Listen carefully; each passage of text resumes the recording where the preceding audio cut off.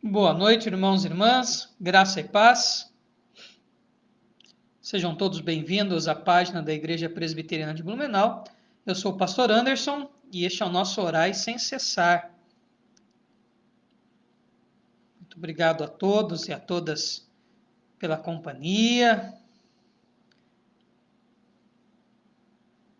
Vamos iniciar orando.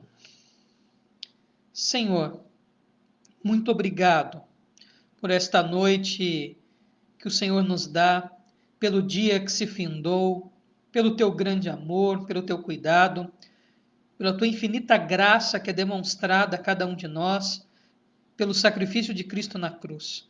Obrigado, ó Pai, pela salvação, expressão máxima do teu amor.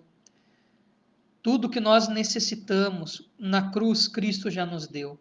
E nós somos gratos. Não temos nem palavras, ó Deus, para agradecermos pelo teu amor. Pai, abençoa-nos agora nesta transmissão. Prepare o nosso coração para que aprendamos de ti. Quanto a mim, coloco nas tuas mãos, ó Deus, para ser mero instrumento teu. Abençoe todos os irmãos e irmãs aqui presentes e aqueles que assistirão este vídeo depois, em nome de Jesus. Amém. A você que está chegando agora, seja muito bem-vindo, muito bem-vinda. Deus abençoe muito a sua vida. Não se esqueçam de deixar os seus pedidos de oração, motivos de intercessão, ação de graças, enfim, para orarmos ao final. Então, se você ainda não deixou o seu pedido de oração, dá tempo. Então, o nosso estudo de hoje, concluindo o capítulo 13 de Romanos, aliás, que capítulo agradável de estudarmos, né? O capítulo 13 de Romanos, capítulo bem agradável. Romanos, capítulo 13, versículos de 11 a 14, assim concluindo o nosso texto, o nosso capítulo de Romanos 13. Então, Romanos, capítulo 13, versículos de 11 até o 14.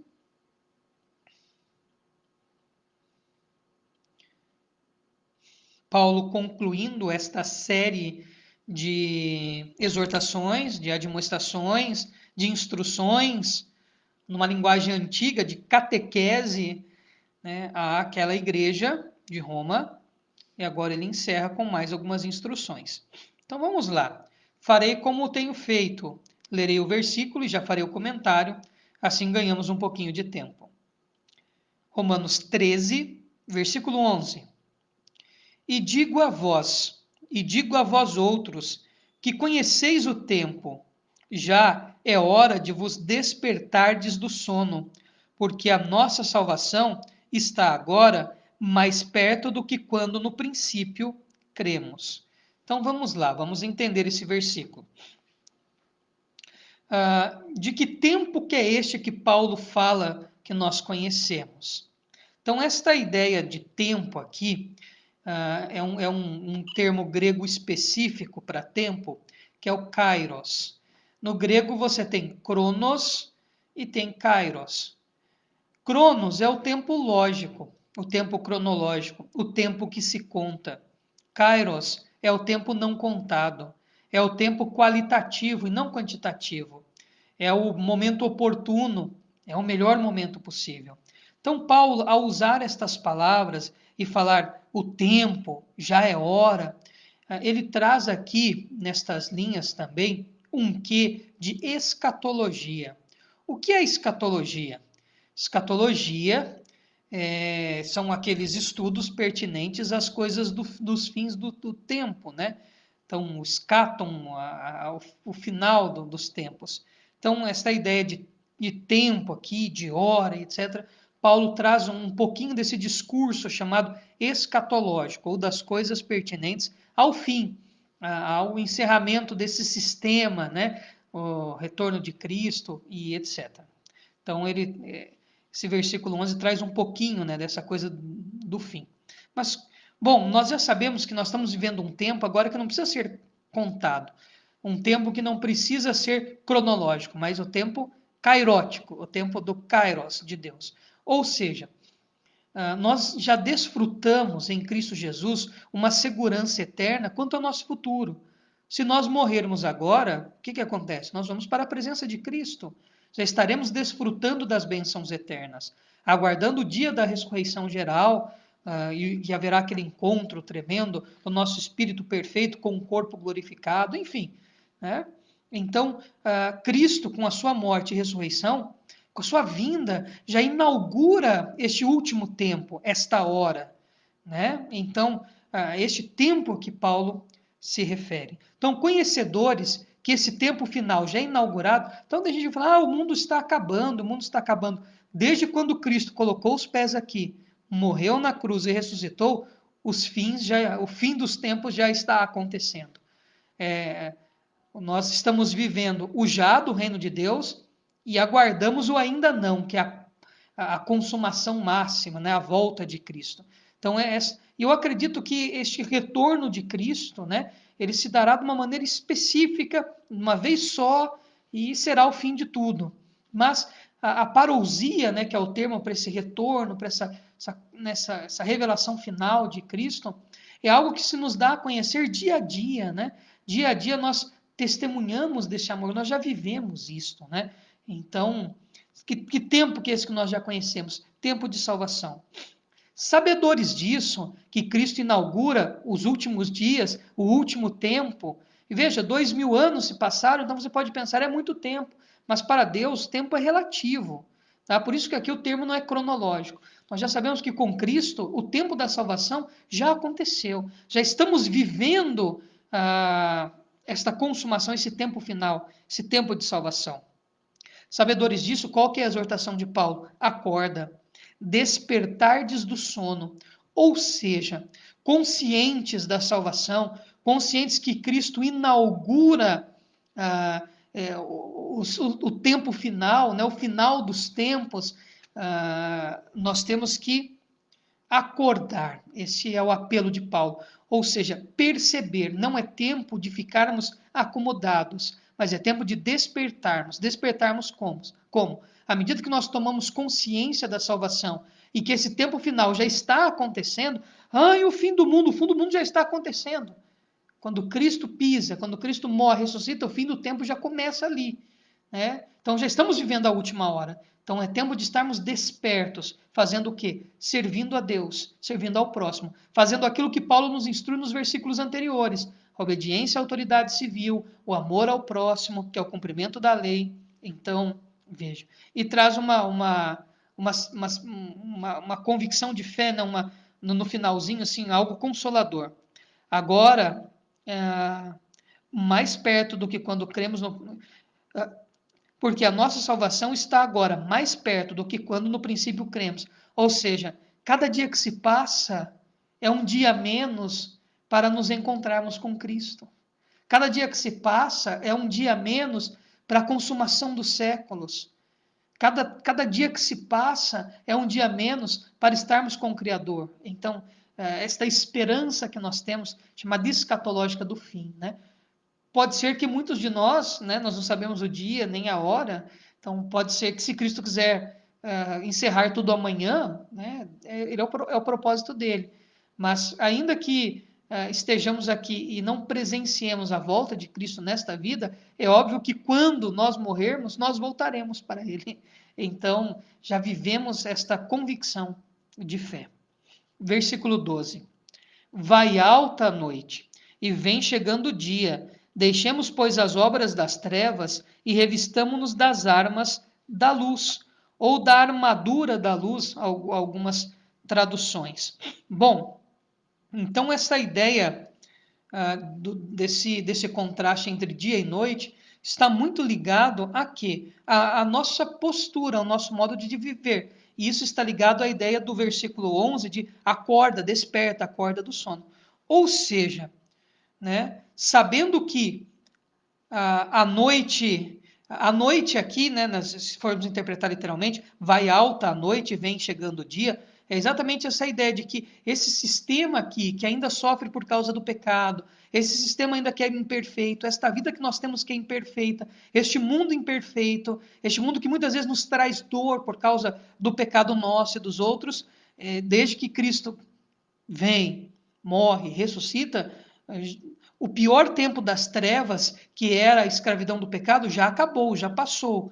Então essa ideia, o dia vem chegando o dia. Qual o dia? O dia da consumação de todas as coisas. Mas até esse dia chegar, até se concretizar, qual que é a nossa postura enquanto cristãos? Deixemos, pois, as obras das trevas e nos revistamos das armas da luz ou da armadura da luz.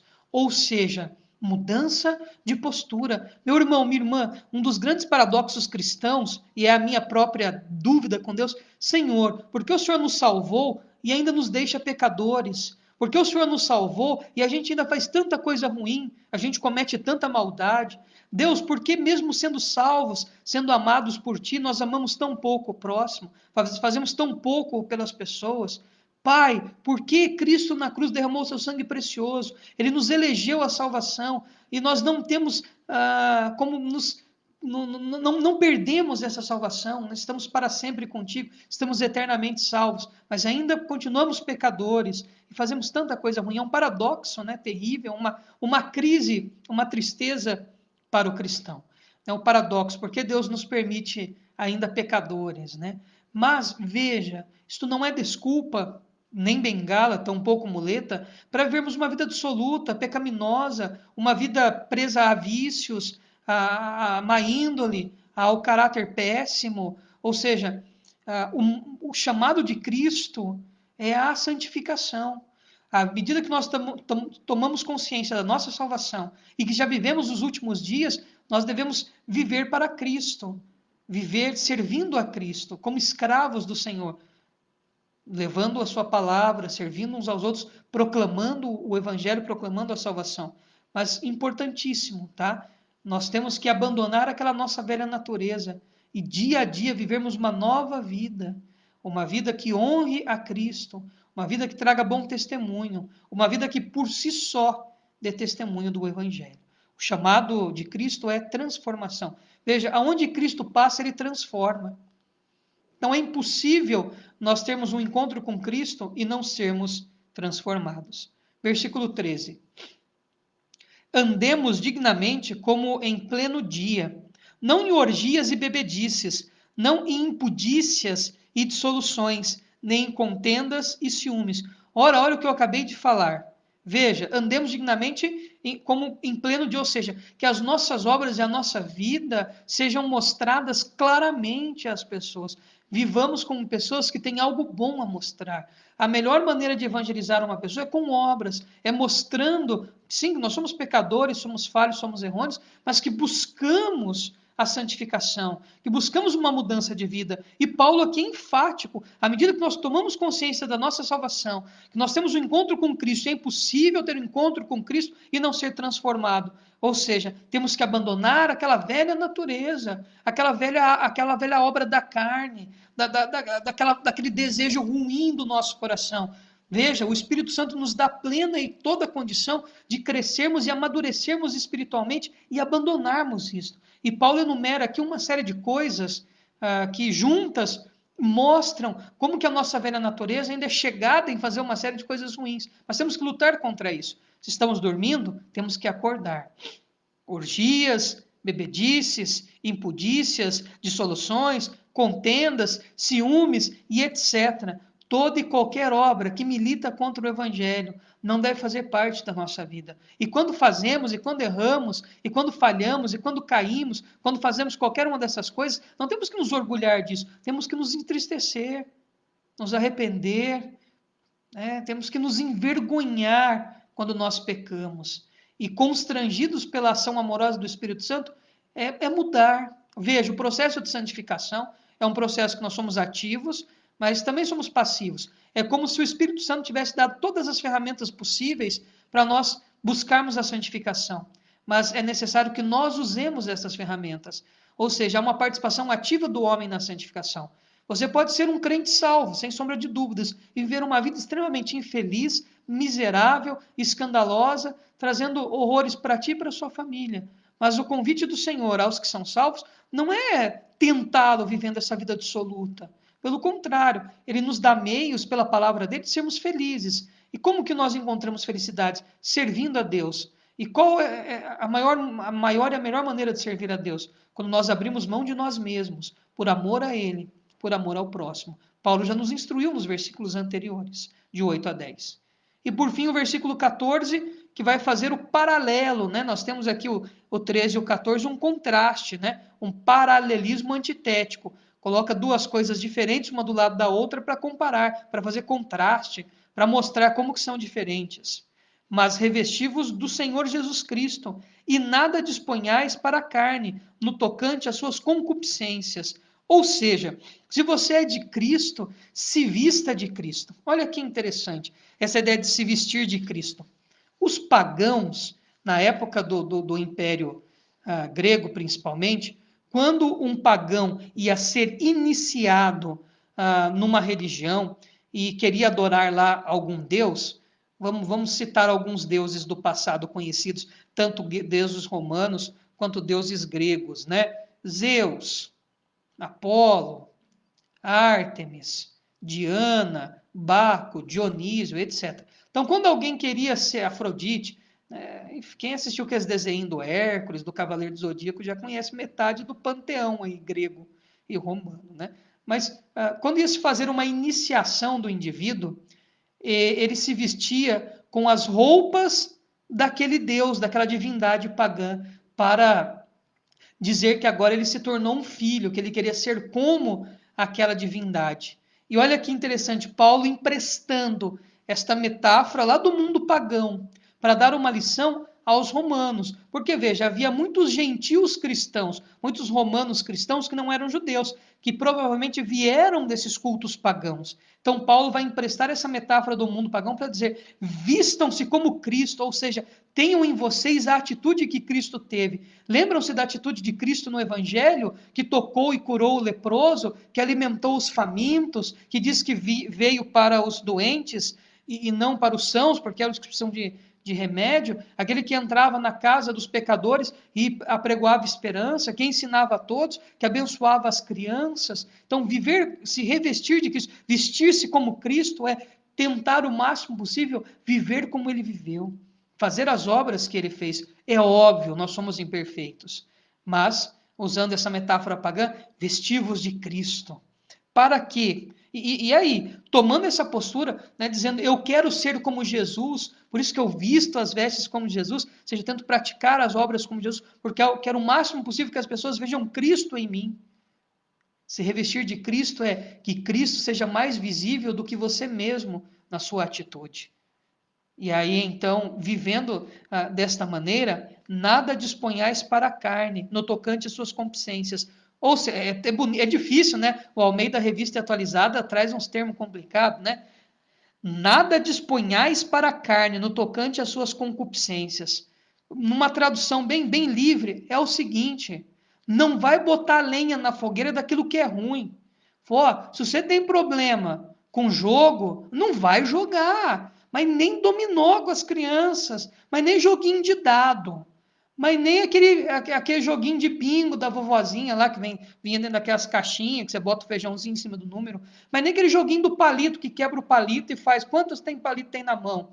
Mas nem 2 ou 1, né? Deve brincar quem tem problema com o jogo. Você não alimenta aquilo que já é ruim em você. Tem problema com mulher, meu irmão, não dê lado, tá? Não dê nem bom dia para outra mulher na rua, né? Ande com a sua esposa, seja fiel a ela.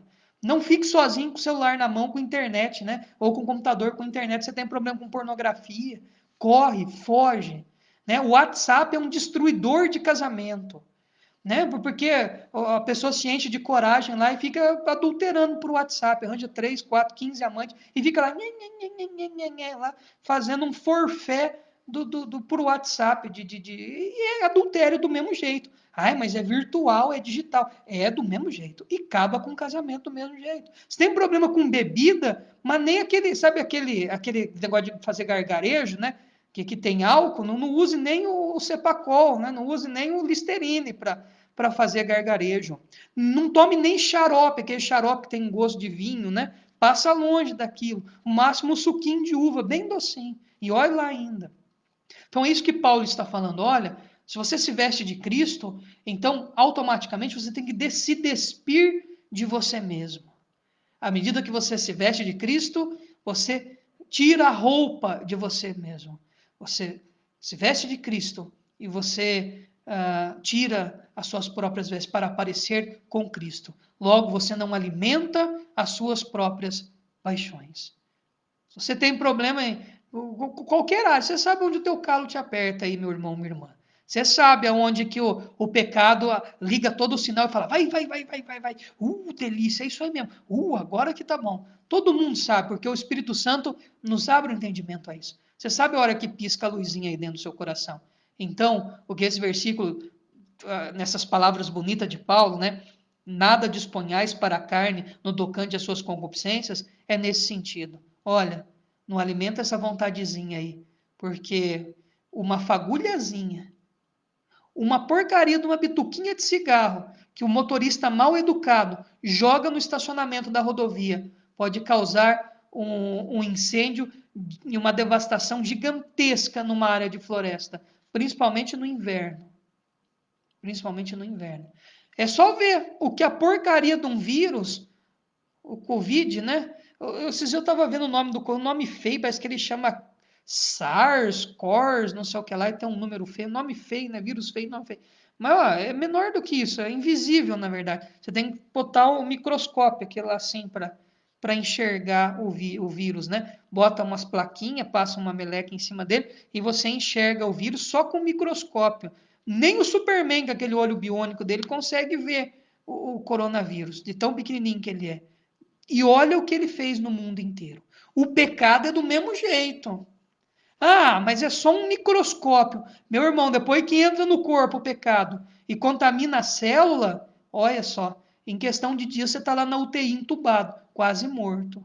Então, assim como você se previne contra o coronavírus, agora com máscara, com álcool gel e lavando tudo certinho, tomando os cuidados, né? Não precisa ir em lugares de aglomeração, né? Respeitando o distanciamento social, saindo só em situação extrema, só quando necessário, você ainda corre risco, na verdade, mas diminui bastante. Então, assim como você tem prudência com o coronavírus que pode tirar a tua vida, tenha para com o pecado, porque ele pode tirar a tua vida e arruiná-la, assim como o Covid-19.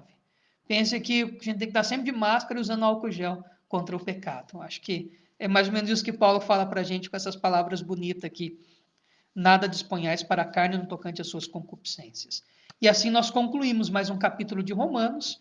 Lembrando que o capítulo 13 é uma série de normas, né, de instruções catequéticas ou catecumenais, ou de base, ou de discipulado, ou de aprendizado para a igreja de Roma. Ou seja, Paulo os está ensinando para que eles tenham um amadurecimento cristão, para que cresçam, para que amadureçam, para que se tornem cristãos maduros, com uma fé experimentada e etc.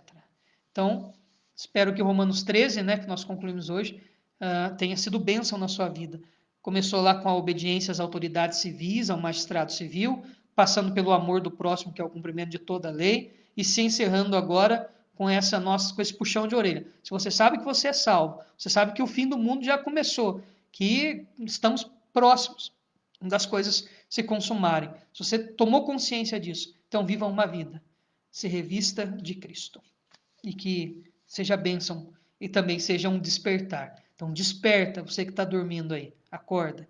E esta é a palavra de Paulo para cada um de nós nesta noite. Então vamos lá, vamos ver os pedidos de oração. Se você ainda não fez os pedidos, dá tempo, tá? Se você não pediu, dá tempo, que eu vou começar a lê-los agora. E não se esqueça de mandar um oi aqui para a gente mandar um abraço para você ao final. Primeiro pedido que aparece para mim aqui, na verdade, é um agradecimento pela nossa irmã Jaci, né? Ela teve melhoras, graças a Deus, e continuar orando pelo seu restabelecimento de saúde, né? Então, orar pela nossa irmã Jaci, é o membro mais antigo da igreja, né? Se eu não me engano, ela completou 100 anos, né? Se não completou, completará 100 anos. A dona Jaci, membro mais... A igreja de Blumenau começou lá na década de 30, né? Dentro na sala dos pais dela. Então, orar pela dona Jaci. Ela melhorou, graças a Deus. Continuar orando por ela. A Lígia pede oração pela sua cunhada Conceição, que está fazendo um tratamento de saúde.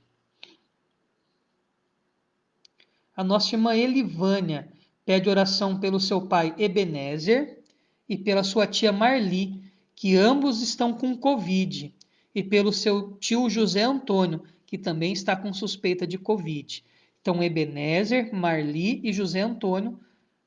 O José Antônio com suspeita, o Ebenezer e a Marli, então é o pai da nossa irmã Elivânia e a sua tia, que estão confirmados positivo para o Covid-19.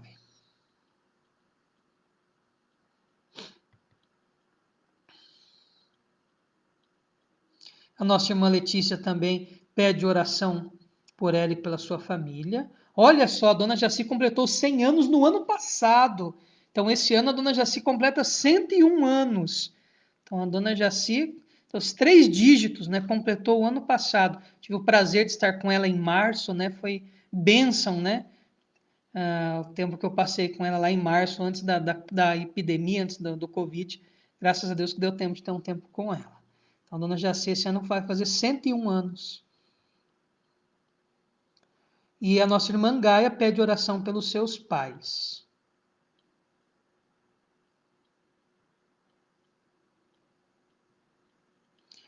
Então vamos lá, são os pedidos que apareceram aqui para mim. Então oremos.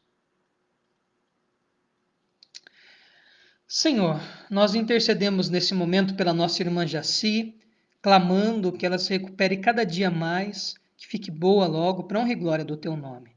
Te louvamos, ó Pai, porque são 100 anos servindo ao Senhor, completando agora 101 anos na tua presença. Nós te louvamos por esta vida, Pai, e suplicamos que o Senhor cuide dela e tenha misericórdia da tua serva e que a saúde dela seja restabelecida para honra e glória do teu nome.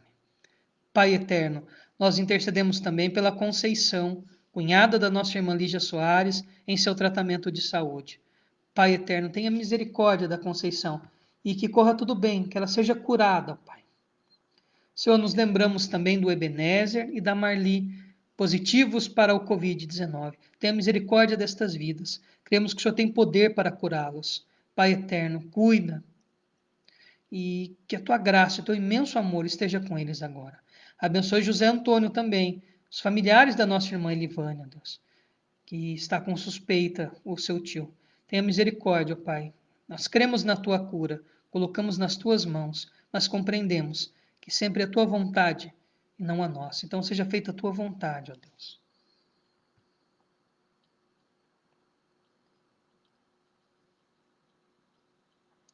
Senhor, nós intercedemos pela nossa irmã Letícia, pelo presbítero Ricardo, por toda a sua família. Derrama a bênção sem medida sobre eles. Supra, ó Pai, todas as suas necessidades. Nesse tempo difícil de isolamento social, esteja presente, ó Pai, cuidando e fortalecendo e derramando infinito amor sobre estas vidas, sobre esta família. Cuida, ó Pai, desses irmãos tão amados. Senhor, abençoe os pais da nossa irmã Gaia, cuida deles, fortalece, supre-os em todas as suas necessidades, que sempre eles sintam a tua presença, ó Pai, e o teu infinito amor. Livra-os de todo o mal e abençoa-os ricamente, ó Deus. Pai, de maneira muito especial, abençoe todos os nossos irmãos e irmãs que estão presentes aqui conosco nesta transmissão, derramando da tua infinita graça, cuidando, fortalecendo, livrando de todo o mal e suprindo todas as suas necessidades. Em nome de Jesus. Amém. Então vamos lá, vamos mandar os nossos abraços e os nossos boas noites.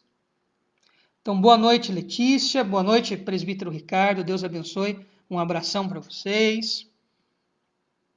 Um abração para Ivone Cunha, Deus abençoe Ivone, Deus abençoe Homero, um abração para vocês. Um abração para nossa irmã Lígia Soares, para toda a sua família, Deus abençoe, muito boa noite. Vou mandar abraço para a Aline, né, que a Aline escreveu, então um abraço para a Aline, minha esposa. Um abração para o Carmelito e para sua esposa Marina, membros da Segunda Igreja Presbiteriana de Blumenau. Que Deus abençoe muito a vida de vocês. Boa noite, Claudete Bittencourt, é nossa irmã lá de Itapema. Boa noite ao seu esposo também, toda a sua família. Deus abençoe muito, muito, muito alegre com a presença da nossa querida irmã lá de Itapema. Que Deus abençoe, viu, minha irmã? Um abração para ti. Que Deus abençoe os nossos irmãos presbiterianos que estão positivos para o Covid-19 lá da Igreja Presbiteriana de Blumenau. Perdão, para a Igreja Presbiteriana de Itapema. Deus tenha misericórdia, né? Um abração para nossa irmã Benedita Domingues. Que Deus abençoe, Benedita, a Dita, né? Muito obrigado pela sua companhia. Um abração para ti e para toda a sua família. Um abração para Rosilda Andrade. Deus abençoe, Rosilda. Boa noite para ti. Um abração para Gaia. Deus lhe abençoe, Gaia. Abençoe os seus pais. Abençoe toda a sua família, né? Os fortaleça, os guarde. Deus abençoe, Elivânia. Elivânia, um abração para ti, tá? Que Deus abençoe, que alegria tê-la aqui conosco, né? Continuaremos a orar pelo teu pai, pela tua tia, pelo teu tio também, que, se Deus quiser, ainda que dê positivo, cremos no poder de Deus sobre a vida deles. Deus abençoe muito. Samuel, nosso irmão Samuel lá de Xanxerê, Deus abençoe, viu, Samuel? Um abração para ti, para Samanda, para Ananda, muita saudade de vocês. Deus abençoe muito a vida de vocês aí, proteja, livre-os de todo mal, tá? Um abração. Hoje mesmo a Aline estava falando para mim da galinha preta, né? Da Ananda. Falei assim, que saudade da Ananda, que ela sempre queria me mostrar aquela galinha, né?